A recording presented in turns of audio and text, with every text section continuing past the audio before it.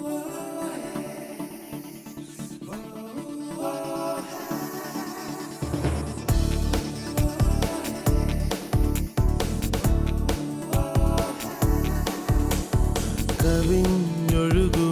അനുഗ്രഹം, നിറഞ്ഞൊഴുകുമി അനുഗ്രഹം. കവിഞ്ഞൊഴുന്ന അനുഗ്രഹത്തിലേക്ക് ഒരിക്കൽ കൂടെ ഏവരെയും സ്വാഗതം ചെയ്യുന്നു.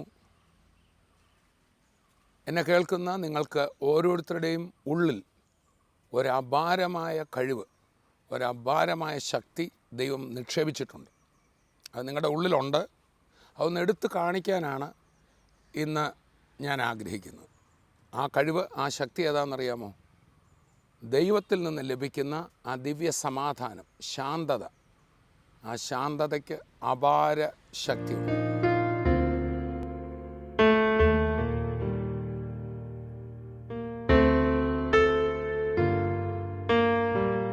പലപ്പോഴും എൻ്റെയും നിങ്ങളുടെയും ഒക്കെ ജീവിതത്തിൽ നമ്മൾ കാര്യങ്ങൾ വരുമ്പോൾ ആകെ അങ്ങ് വെപ്രാളപ്പെടാറുണ്ട്, പാനിക്കാകാറുണ്ട്.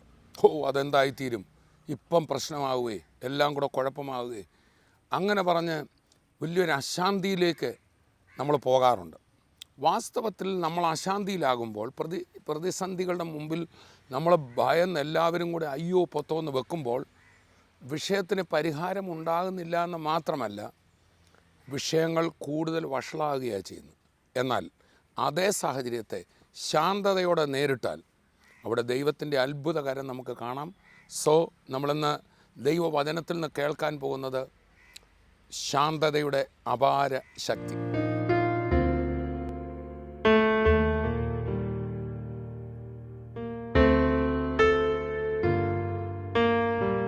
തിരുവചനത്തിൽ നിന്ന് ഒരു വേദഭാഗം ഞാൻ വായിക്കുന്നത് ഇന്നേക്ക് 2000 വർഷം മുമ്പ് മെഡിറ്ററേനിയൻ സമുദ്രത്തിൽ നടന്ന ഒരു കപ്പലപകട സംഭവമാണ്. ആ അപ്പോസ്തല പ്രവർത്തികൾ 27-ാം അധ്യായത്തിൽ നിങ്ങൾ 9 മുതൽ വായിച്ചാൽ പൗലൂസിനെയും കൂടെ 275 മറ്റ് യാത്രക്കാരുമായി ഒരു കപ്പൽ പോവുകയാണ്. അതിൽ പൗലൂസ് അടക്കം വളരെ പേർ റോമിലേക്ക് അവരെ കൊണ്ടുപോകുന്നത് അവരെ കുറ്റവാളികളായിട്ടാണ്. പൗലൂസിൻ്റെ പേരിലുള്ള കുറ്റം സുവിശേഷം അറിയിച്ചു, ക്രിസ്തുവിൻ്റെ മാർഗം അനേകർക്ക് കൊടുത്തു. അനേകർ ക്രിസ്തുവിലായപ്പോൾ, യേശുവിൻ്റെ മാർഗത്തിലേക്ക് വന്നപ്പോൾ ഒത്തിരി പേര് അസൂയ പൂണ്ട് ആ ഒരു മൂവിനെതിരെ വലിയ പ്രശ്നങ്ങളുണ്ടാക്കി. അങ്ങനെ പൗലൂസിനെയും സുവിശേഷം അറിയിച്ചു എന്ന ഒറ്റ കാരണത്താൽ അവർ അറസ്റ്റ് ചെയ്തു. ഇപ്പോൾ റോമൻ കൈസറെ താൻ അഭയം ചൊല്ലി, നമ്മളിപ്പോൾ സുപ്രീം കോടതിയിൽ അപ്പീൽ പറഞ്ഞു എന്ന പോലെ ചെയ്തതുകൊണ്ട് പൗലൂസിനെയും കൊണ്ടുപോവുകയാണ്. ഇവരെല്ലാം കൂടെ പോകാൻ തുടങ്ങുമ്പോൾ പൗലൂസിന്, അതിനകത്തെ തടവുകാരനായ ക്രിമിനലുകളിൽ ഒരാളായി പറയപ്പെടുന്ന പൗലൂസിന് പക്ഷേ ഒരു ദൈവിക വെളിപ്പാടുണ്ടായി, ഇപ്പോൾ യാത്ര പുറപ്പെടരുത്. പക്ഷേ ആ പൗലൂസിൻ്റെ വാക്കുകളേക്കാൾ അധികം അവിടെ ഉണ്ടായിരുന്ന ചില ആൾക്കാർ പറഞ്ഞു, ഒരു കുഴപ്പമില്ല, ഇപ്പോൾ യാത്ര ചെയ്യുന്നത് വളരെ സേഫാണ്, ഇതാണ് യാത്ര ചെയ്യേണ്ട സമയം എന്നൊക്കെ പറഞ്ഞ് ദൈവാലോചന കേൾക്കാതെ അവർ യാത്ര ചെയ്ത് മുമ്പോട്ട് പോകുമ്പോൾ സംഭവിച്ചൊരു കാര്യം അപ്പോസ്തലപ്രവൃത്തി 27-14 മുതൽ. കുറേ കഴിഞ്ഞിട്ട് അതിന് വിരോധമായി ഈശാനമൂലൻ എന്ന കൊടുങ്കാറ്റടിച്ചു. കപ്പൽ കാറ്റിൻ്റെ നേരെ നിൽപ്പാൻ കഴിയാതെ വണ്ണം കുടുങ്ങുകയാൽ ഞങ്ങൾ കൈവിട്ട് അങ്ങനെ പാറിപ്പോയി. ക്ലൗദ എന്ന ചെറിയ ദ്വീപിൻ്റെ മറപറ്റി ഓടിയിട്ട് പ്രയാസത്തോടെ തോണി കൈവശമാക്കി അത് വലിച്ചു കയറ്റിയിട്ട് അവർ കപ്പൽ ചുറ്റിക്കെട്ടിയും മറ്റും ഉറപ്പുവരുത്തി. പിന്നെ മണത്തിട്ടമേൽ അകപ്പെടുമെന്ന് പേടിച്ച് പായിറക്കി അങ്ങനെ പാറിപ്പോയി. ഞങ്ങൾ കൊടുങ്കാറ്റിനാൽ അത്യന്തം അലയുക കൊണ്ട് പിറ്റേന്ന് അവർ ചരക്ക് പുറത്ത് കളഞ്ഞു. 3-ാം നാൾ അവർ സ്വന്തം കൈയാൽ കപ്പൽ കോപ്പും കടലിലിട്ട് കളഞ്ഞു. വളരെ നാളായിട്ട് സൂര്യനെയോ നക്ഷത്രങ്ങളെയോ കാണാതെയും വല്ലാത്ത കൊടുങ്കാറ്റടിച്ചും കൊണ്ടിരിക്കിയാൽ ഞങ്ങൾ രക്ഷപ്പെടുമെന്നുള്ള ആശയൊക്കെയും അറ്റുപോയി. അവർ വളരെ പട്ടിണി കിടന്ന ശേഷം പൗലൂസ് അവരുടെ നടുവിൽ നിന്നുകൊണ്ട് പറഞ്ഞ എന്താണെന്ന് ഞാൻ വായിക്കാം. നമ്മൾ താഴോട്ട് ആ ഭാഗം വായിക്കുമ്പോൾ ഏകദേശം അരമാസം 14 ദിവസത്തോളം ഇവർ വളരെ കഷ്ടപ്പെട്ടു. ഒന്ന് ഓർത്ത് നോക്കിയാൽ 14 ദിവസം താഴെ വായിക്കേണ്ട സൂര്യനെയോ ചന്ദ്രനെയോ നക്ഷത്രങ്ങളെ പോലും കാണാനില്ലാത്ത കുറ്റാക്കൂരിട്ട് പകൽ പോലും തീവ്രമായി അടിക്കുന്ന കാറ്റ്, ഓരോ കാറ്റിനും കപ്പൽ അങ്ങോട്ടും ഇങ്ങോട്ടും ആടി ഉലയുകയാണ്. ഒടുവിൽ ഈ കപ്പലിൻ്റെ ഭാരം കുറയ്ക്കാൻ വേണ്ടി അതിനകത്തെ ചരക്ക് മുഴുവൻ വെളിയിൽ കളഞ്ഞു. കപ്പൽ കോപ്പ്, അതിൻ്റെ പായോ എനിക്കറിയില്ല, അങ്ങനെയുള്ള കപ്പലിൻ്റെ അത്യാവശ്യ സാധനങ്ങളും വെളിയിൽ കളഞ്ഞു. എങ്ങനെങ്കിലും ജീവൻ രക്ഷപ്പെടട്ടെ. നമ്മൾ വായിച്ചത് ഇപ്പോൾ ഇങ്ങനെയാണ്, അവരുടെ രക്ഷപ്പെടുമെന്നുള്ള ആശ മുഴുവൻ പോയി, തീർന്നു, മരണം മുമ്പിൽ കണ്ടു. ആ ഒരു സിറ്റുവേഷനിൽ പാനിക്കായി അയ്യോ അയ്യോ എന്ന് വിളിച്ചിട്ട് ഒരു ഗുണവുമില്ല. ഇതുപോലെയാണ് നമ്മുടെ ജീവിതത്തിലെ പ്രതിസന്ധികളിലും. അവിടെ നമ്മളുടെ അയ്യോ വിളികളെക്കാൾ ഒച്ചയിൽ കാറ്റടിച്ചുകൊണ്ടിരിക്കുകയാണ്. നമ്മുടെ ചങ്കിടിപ്പിനേക്കാൾ വളരെ ശബ്ദത്തിൽ സമുദ്രം പ്രകമ്പനം കൊണ്ടുകൊണ്ടിരിക്കുകയാണ്. എന്നെ കേൾക്കുന്ന ചിലരെങ്കിലും ചില വിഷയങ്ങളിൽ, സാമ്പത്തിക വിഷയങ്ങളിൽ, കുടുംബപരമായ വിഷയങ്ങളിൽ, മക്കളുടെ വിഷയങ്ങളിൽ വളരെ പാനിക്കാകുകയായിരിക്കും. കഴിഞ്ഞ ദിവസം എൻ്റെ കണ്ണാലെ ഒരത്ഭുതത്തിന് സാക്ഷ്യം വഹിപ്പാൻ എനിക്കിടയായി. എൻ്റെ ഭവനത്തിൽ ഒരു മോളെ പ്രാർത്ഥിക്കുവാനായി കൊണ്ടുവന്നു. അവൾക്ക് പെട്ടെന്ന് അവൾക്ക് ശരീരത്തിൽ ചില മുഴകൾ പ്രത്യക്ഷപ്പെട്ടു. അവളുടെ ശരീരം വളരെ അസ്വസ്ഥമായി. നല്ലൊരു കോഴ്സിന് പഠിക്കുന്ന സുന്ദരിയായ പെൺകുട്ടി. അവൾ ചെക്ക് ചെയ്തപ്പോൾ വളരെ ഭീകരമായ ഒരു സ്ഥിതിവിശേഷത്തിലാണ് ഈ കുഞ്ഞ്. ആ കുടുംബം പാടെ തകർന്നു. ആരാണേലും തകർന്നു പോകും. ഞാൻ ഇതുപോലെ ഒരു അപ്പനും അമ്മയും മക്കളും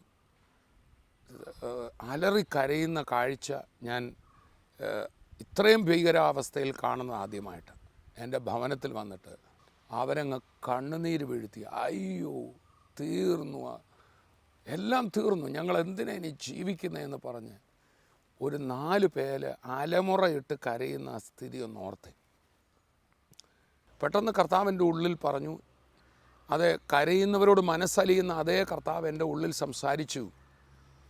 ഇവർക്കിപ്പോൾ ഉണ്ടായിരിക്കുന്ന ഈ കരച്ചിൽ, ഭീതിയിൽ നിന്നൊന്ന് വന്ന കരച്ചിൽ, അത് ഒരു ദുഷ്ടശക്തി അവരെ ഗ്രസിച്ചിരിക്കുകയാണ്.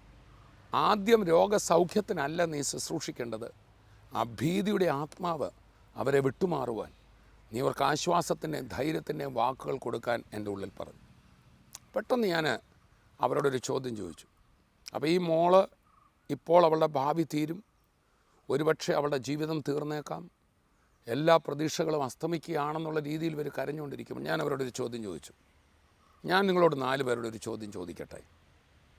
നമ്മൾ ഇവിടെ ഇരിക്കുന്ന ഈ 5 പേരിൽ ആരാണ് ആദ്യം ഈ ലോകം വിടുന്നതെന്ന് വല്ലവർക്കും പറയാൻ പറ്റുമോ? നിങ്ങളോട് സംസാരിക്കുന്ന ഈ തോമസ് ഊട്ടി ബ്രദറിന് അത് ഇന്ന് വൈകിട്ട് വരെ ഞാൻ ജീവിക്കും എന്നെനിക്ക് ഉറപ്പായിട്ട് പറയാൻ പറ്റുമോ? പറ്റില്ല. പിന്നെ എന്തിനാ പേടിക്കുന്നത്? ഞാൻ വീണ്ടും പറഞ്ഞു, ഈ ലോകത്തിൽ ജനിച്ച എല്ലാവരും ഒരു ദിവസം മരിച്ചേ ഒക്കത്തുള്ളൂ. അത് കഴിഞ്ഞ് എൻ്റെ ഉള്ളിൽ വന്നൊരു വേദഭാഗം ഫിലിപ്പിയ ലേഖനം 2-ാം അധ്യായത്തിൽ നിന്ന് ഞാൻ അവരോട് സംസാരിച്ചു.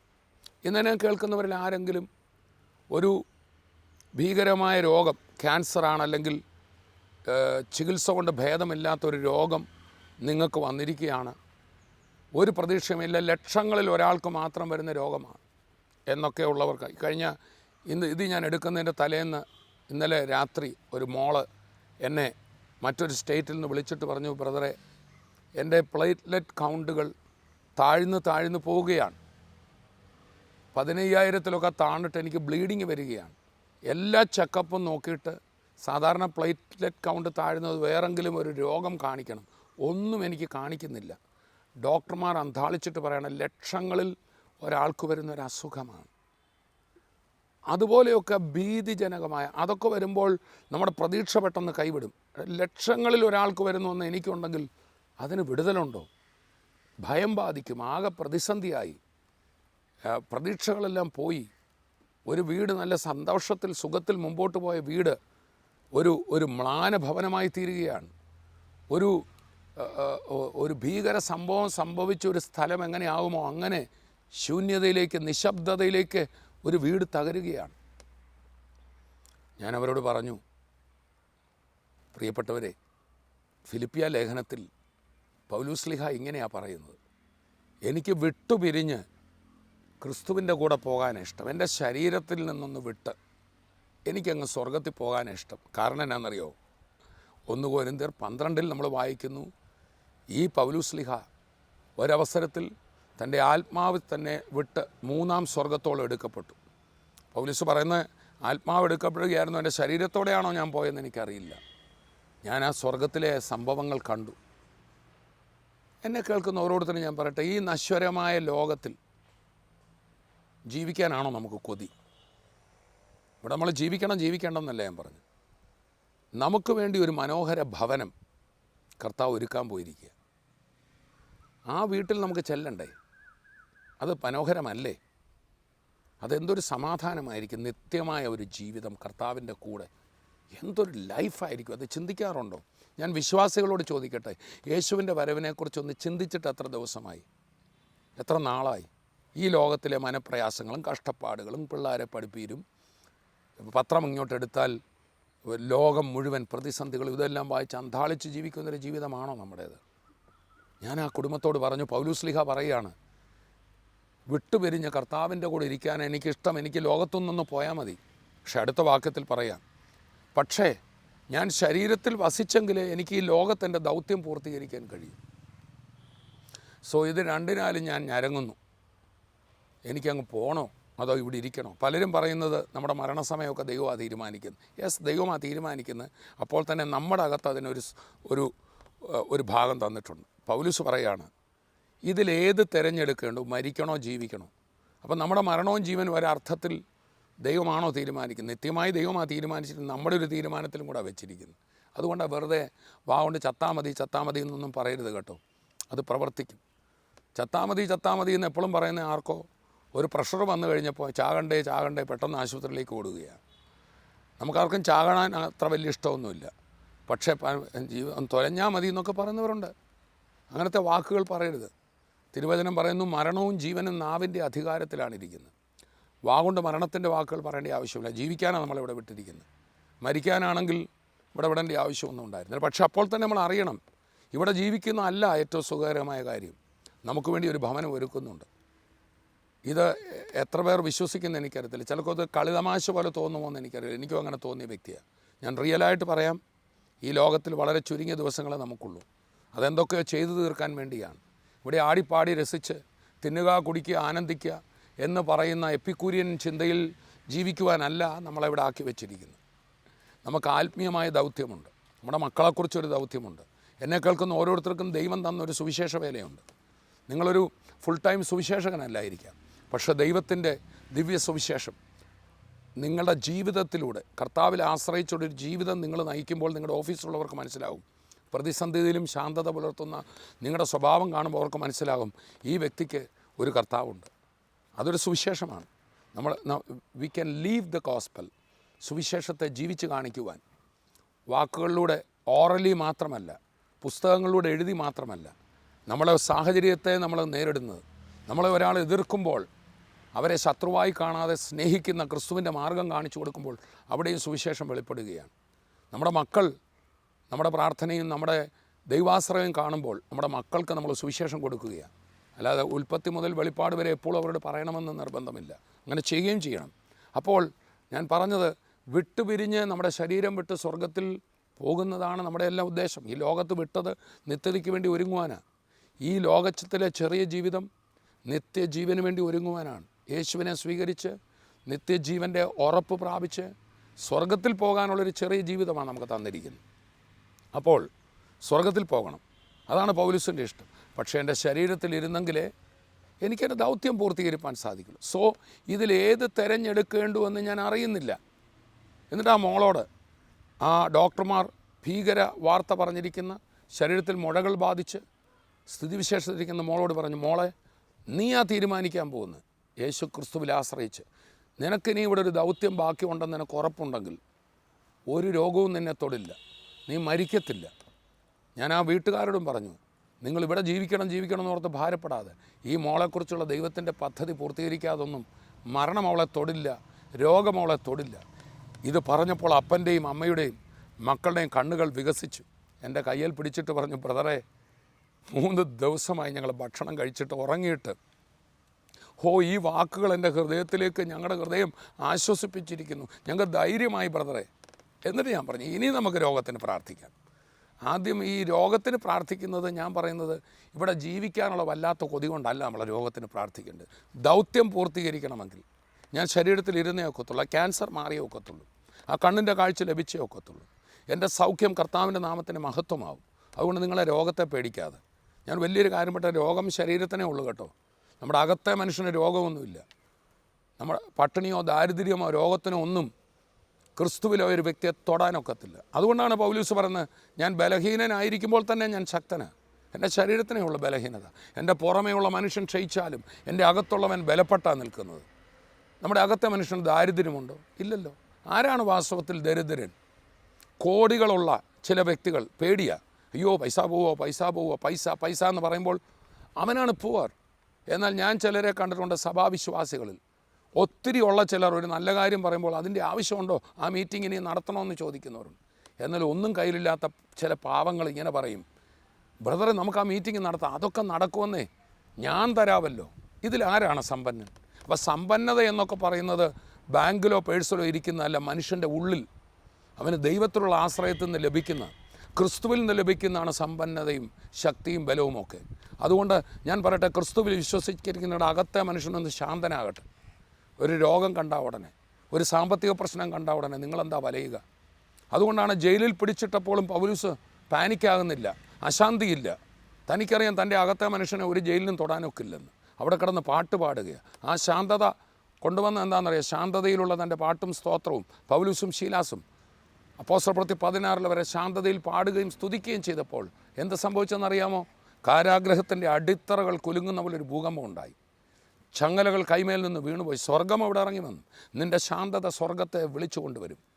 നിൻ്റെ തടവറ സ്വർഗമായി മാറ്റപ്പെടും. നിൻ്റെ പ്രതിസന്ധി അത്ഭുതങ്ങളായി മാറ്റപ്പെടും. തകരുന്ന കപ്പലിലേക്ക് അവർ ദൈവരാജ്യം ഇറക്കിക്കൊണ്ടുവന്നു. ദൈവരാജ്യം എന്ന് പറഞ്ഞാൽ ഈ ലോകത്തിലെ ഏതെങ്കിലും രാജാവിനെയോ പ്രധാനമന്ത്രിയോ മാറ്റിയിട്ട് ഇവിടെ ക്രിസ്ത്യാനികൾ ഒരു ഭൗതിക ഭരണം നടത്തുന്നതല്ല. നോ, അങ്ങനെ ഒരു ദൈവരാജ്യം വചനത്തിലില്ല. നമ്മളായിരിക്കുന്ന രാജ്യത്തിന് നല്ല പൗരന്മാരായി കീഴ്പ്പെട്ടിരിക്കുവാൻ ഒരു യഥാർത്ഥ ദൈവ പൈതൽ ക്രിസ്തുവിൽ വിശ്വസിക്കുന്ന ഒരുവനും ഒരു ഭീകരവാദിയാകില്ല, അവൻ രാജ്യസ്നേഹിയായിരിക്കും. I am proud to be an Indian. ഒരു ഇന്ത്യക്കാരനായി പിറന്നതിൽ എനിക്ക് അഭിമാനമുണ്ട്. എൻ്റെ രാജ്യത്തെ ഞാൻ സ്നേഹിക്കുന്നു. എൻ്റെ രാജ്യം ഒരു കളിയിൽ ജയിക്കുമ്പോഴാണ് ഞാൻ ആർപ്പ് വിളിക്കുന്നത്. എൻ്റെ രാജ്യം ക്രിക്കറ്റിൽ ഫുട്ബോളിൽ മുൻപോട്ട് പോകുമ്പോഴാണ് എൻ്റെ രക്തം ത്രസിക്കുന്നത്. കാരണം എന്നെ ആക്കി വെച്ചത് ഈ രാജ്യത്താണ്. ഇത് കർത്താവിൻ്റെ സ്നേഹം, ദൈവരാജ്യം, ആ സ്നേഹം അത് ഈ രാജ്യത്തൊന്ന് കൊടുക്കാനാണ് കർത്താവ് എന്നെ നിങ്ങളെ ആക്കി. ദൈവരാജ്യം എന്ന് പറയുന്നത് എന്താണ്? ദൈവത്തിൻ്റെ രാജ്യം ഭക്ഷണവും പാനീയവുമല്ല, നീതിയും സമാധാനവും പരിശുദ്ധാത്മാവിൽ സന്തോഷവും അത്രേ. സമാധാനം നിറഞ്ഞൊരു ഹൃദയം, പ്രതിസന്ധികളിലും ശാന്തതയുള്ളൊരു ഹൃദയം ഒന്ന് കൊണ്ടുവന്ന് അത് ക്രിസ്തുവിൽ വിശ്വസിക്കുമ്പോഴാണ് അതോടെ വിഷയത്തിന് വിടുതലാവും. ഞാൻ ആ മോളോട് പറഞ്ഞു, മോളെ നീ ഒന്ന് ശാന്തതപ്പെട്ടെ, കുടുംബത്തോടും ശാന്തതപ്പെട്ടെ. അവർ ശാന്തതയായി, ക്രിസ്തുവിൽ വിശ്വസിച്ച് ശാന്തതയായി. അവർക്ക് വേണ്ടി ഞങ്ങൾ പ്രാർത്ഥിച്ചു. പിറ്റേന്നാൾ എന്നെ ഫോണിൽ വിളിച്ചു. ഇത് നടന്നിട്ട് 2 ദിവസമേ ഉള്ളൂ. എന്നെ വിളിച്ചിട്ട് പറഞ്ഞു, ബ്രദറെ ഞങ്ങൾ ഹോസ്പിറ്റലിൽ പോയി ചെക്ക് ചെയ്തപ്പോൾ ഡോക്ടർമാർ പറയുന്നു മുഴ അവിടെ കാണുവാനില്ല. ഞാൻ നിങ്ങളെ കഥ പറഞ്ഞ് ഇളക്കാൻ നോക്കുകയല്ല, ദിസ് ഈസ് ഹാപ്പൻ. ഈ കോട്ടയത്ത് നമ്മുടെ മുഴ അവിടെ കാണാനില്ല. അവരടുത്ത ദിവസം സാക്ഷ്യം പറയുവാൻ സഭയിൽ വരുമെന്നാണ് പറഞ്ഞിരിക്കുന്നത്. ആ ശാന്തത വന്നപ്പോൾ പ്രതിസന്ധികൾ മാറിപ്പോയി.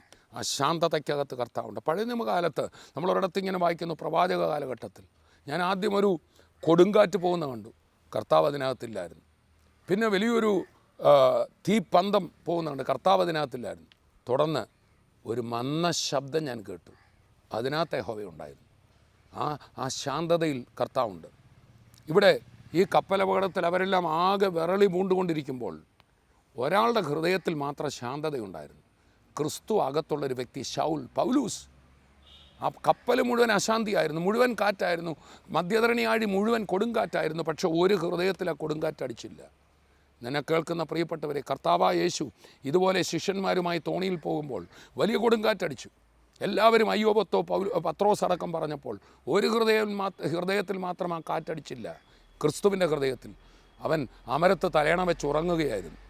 പ്രതിസന്ധികളിലും തലേണ വെച്ച് ഉറങ്ങുന്ന ആ ക്രിസ്തു നമ്മുടെ അകത്തുണ്ടെങ്കിലേ, അല്ലെങ്കിൽ ഞാനിത് പറഞ്ഞാലൊന്നും ഈ വാക്കുകൾ കേട്ടൊന്നും സംഭവിക്കില്ല. ആ വാക്കുകൾ ക്രിസ്തുവിലേക്ക് നമ്മളെ നടത്തട്ടെ. നിങ്ങളുടെ സാഹചര്യങ്ങളെ ദൈവരാജ്യമാക്കി മാറ്റുന്ന ക്രിസ്തുവിനെ ജീവിതത്തിലേക്കൊന്ന് ക്ഷണിച്ച്, ബ്രദറെ എൻ്റെ പ്രശ്നം മാറാൻ പ്രാർത്ഥിക്കണേ, പ്രശ്നം മാറാൻ പ്രാർത്ഥിക്കണേ. പ്രശ്നം മാറുന്നതിന് മുമ്പേ ഞാനും ഒന്ന് മാറട്ടെ. ആ പ്രശ്നങ്ങൾ അവിടെ നിൽക്കുമ്പോൾ തന്നെ ശാന്തത നമ്മളെ ഭരിക്കട്ടെ, ഭയം നമ്മളെ വിട്ടുമാറട്ടെ, ആ സാഹചര്യത്തിൻ്റെ കർത്താവായ യേശു മാറട്ടെ. ആ സാഹചര്യത്തെ മുകളിലൂടെ നടക്കുന്ന ആ തുള്ളിച്ചാടി വരുന്ന, തട്ടഹസിച്ച് വരുന്ന, മുക്കിക്കളയാൻ വരുന്ന തിരമാലകളുടെ മുകളിലൂടെ യേശുവിൻ്റെ കൈപിടിച്ചൊന്ന് നടന്നേ, എന്നിട്ടാകട്ടെ തിരമാല ശാന്തമാകും.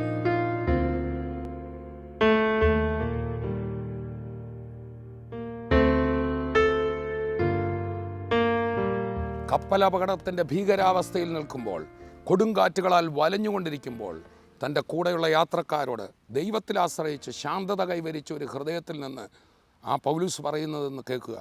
എങ്കിലും ഇപ്പോൾ ധൈര്യത്തോടിരിപ്പാൻ ഞാൻ നിങ്ങളോട് അപേക്ഷിക്കുന്നു.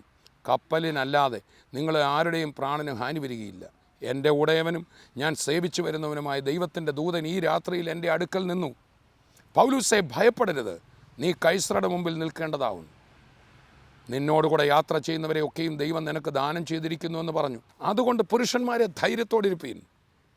എന്നോട് അരുളി ചെയ്തപോലെ തന്നെ സംഭവിക്കുമെന്ന് ഞാൻ ദൈവത്തെ വിശ്വസിക്കുന്നു. ഓരോരുത്തരോടും ഞാൻ പറഞ്ഞു, നിങ്ങൾ ധൈര്യത്തോടിരിപ്പീൻ. ഈ ദിവസങ്ങളിൽ മറ്റൊരു വേദഭാഗവും എൻ്റെ ഹൃദയത്തെ വളരെയധികം സ്പർശിച്ചു.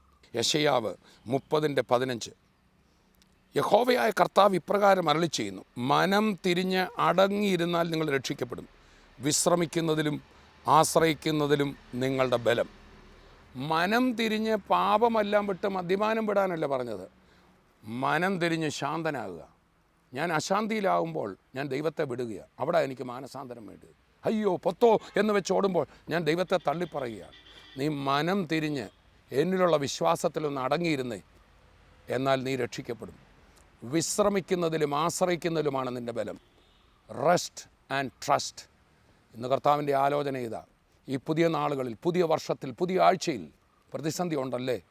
ആ കപ്പലകടം പോലെയാണല്ലേ? ചില രോഗപ്രയാസങ്ങളാൽ തളരുന്നുണ്ടല്ലേ? ഒന്നും സംഭവിക്കില്ല. ആദ്യം യേശു കർത്താവിനെ വിശ്വസിച്ച് യേശുവിനെ കർത്താവാക്കുക.